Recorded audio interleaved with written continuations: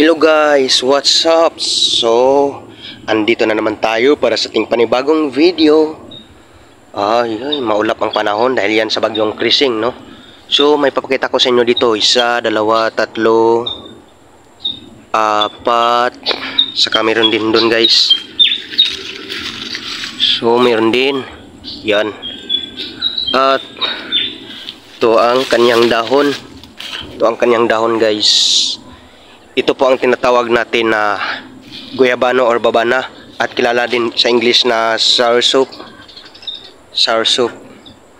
Meron siyang scientific name na Moricata sa pamilyang Anonaceae, a family of soursop and custard apple. Kasi pag sinasabi natin custard apple, yun yung tinatawag natin na atis or Annona squamosa. So ang scientific name nito, guyabano, Annona moricata. Yan po, may benepisyo po din yan. I-search nyo lang. So hanggang dito na lang. Thank you for watching.